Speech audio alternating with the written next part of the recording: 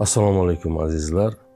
Bugun qadimiy ammo hamon dolzarb bo'lgan bir asar haqida, vavilonlik yoki bobillik boy odam haqida gaplashamiz.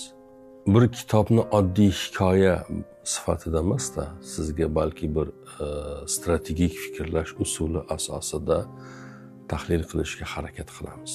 Ya'ni bu asar sizni faqat boy bo'lishga emas, sizni derkan hammamizni, ya'ni shunchaki boy bo'lishga emas, o'ylab boy bo'lishga chaqiradi, ya'ni aql bilan boy bo'lishga. Birinchi diqqat qilishimiz kerak bo'lgan narsa shu. Asarda nima deyiladi? U yerda har kim mehnatkash. Ya'ni bu dunyoda aslida mehnatkash bo'lmagan odam yo'q. Lekin hamma nima emas, boy emas. Nega degan katta bir savolni qo'yadi. Endi bir tasavvur qilishingiz uchun aytyapman. Qadimgi Vavilon, Bobil, bir tomonda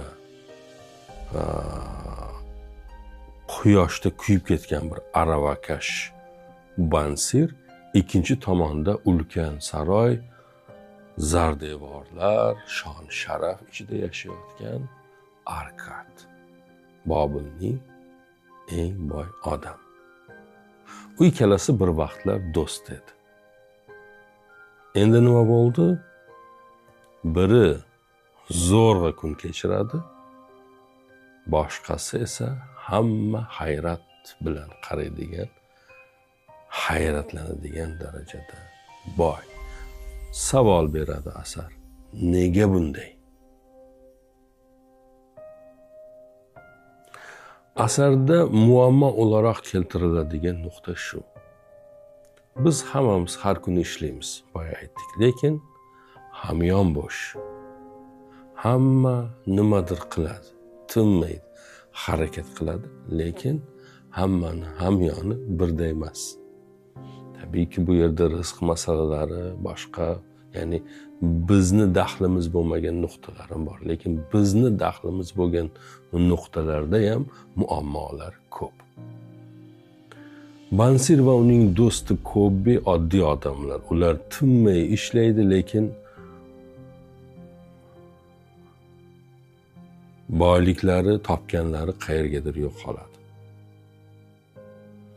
Ular o'rtasida o'tadigan bir dialog bor. Eng muhim nuqtalardan biri.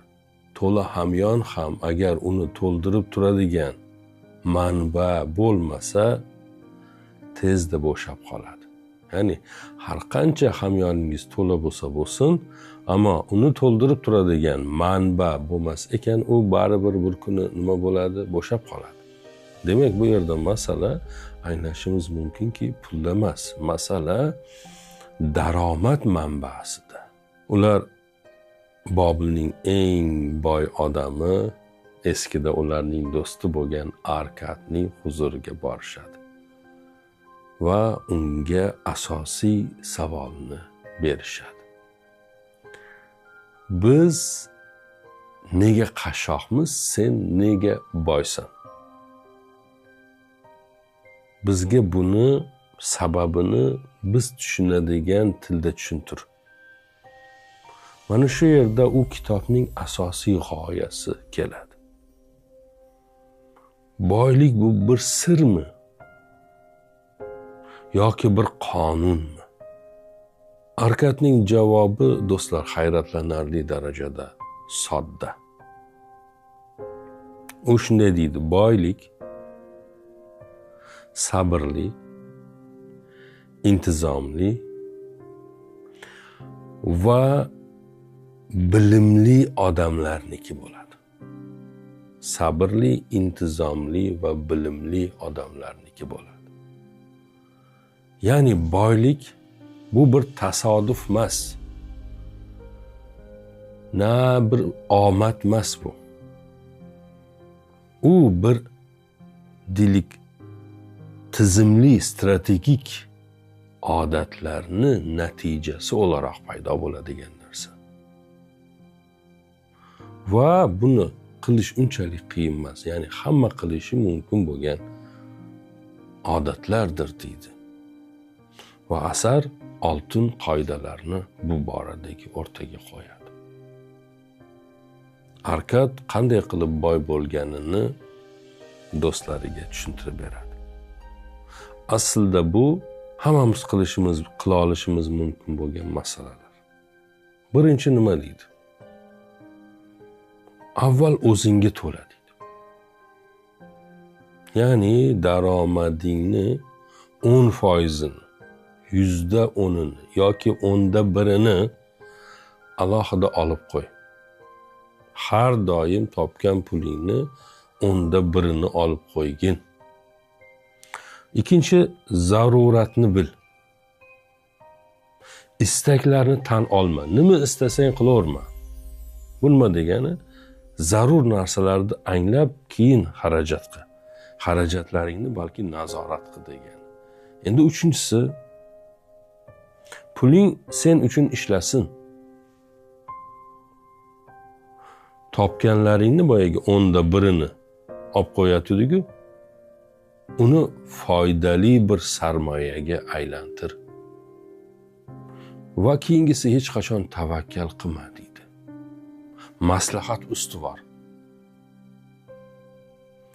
Bilmasang bilganlar bilan maslahat qilgin, bilmagan narsangga pul tikmagin. Va oxirgisi hech qachon mo'jiza kutma. Tizimli fikrla.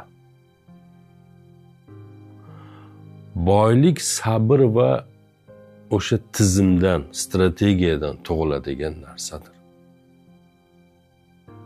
Va eng kitobni o'qirkan meni esimda qolgan ibora shu. Boylik bir daraxtga o'xshaydi. Uning urug'i sen boya olib qo'ygan 1% jamg'arib qo'yganingdir. U daraxtning urug'i 1/10 olib qo'yatdi-ku, udir. Va ijro. Kitobdagi buni qanday amalga oshiraman? Qanday natija beradi? Buni u yerda o'rganishimiz mumkin bo'ladi. Arkad qahramon Vavilonning boy odami bu odamlarni oldiga kelgan do'stlarini bunday oydinlatadi. Munavvar qiladi bu yo'lda, tushuntiradi. U ham avval boshida xatoga yo'l qo'yganini, pulini yo'qotganini, lekin bundan nima qilganini, saboq olganini, sabr bilan, asta-sekinlik bilan 1/10 jamg'arganini va uni jamg'arilgan pulni foyda keltiradigan loyihalarga nima qilganini, sarmoya qilganini aytadi. Yillar o'tadi, u nafaqat deylik boy bo'ladi, balki boshqalarni ham moliyaviy jihatdan o'qitadigan, bilganlarni o'rgatadigan darajaga yetib keladi. Bizga berishi mumkin bo'lgan eng muhim nuqtalardan yana biri shu. Pulni nazorat qilgan hayotini ham nazorat qiladi. Pul xizmatkor bo'lsin, xo'jayin bo'lmasin. Bu ham Bobilning eng boy odami, asar qahramoni Arkadga tegishli. U yana shunday deydi: pul ajoyib xizmatkor. Ammo diqqat qiling, ayovsiz xo'jayin. Agar siz uni ishlatmasangiz, u sizni ishlatadi. Siz uni ishlatmasangiz, u sizni ishlatadi. Qanday qilib ishlatadi? Sizni qorovul qilib ishlatadi. O'ziga qorovul qiladi. Bekchi. Har doim boshida turasiz, qo'riqlab. Kitobdagi eng katta haqiqatlardan biri nima desangiz, pul ya'ni seni o'rningga ishlasin. Sen uni boshda qorovullik qilma.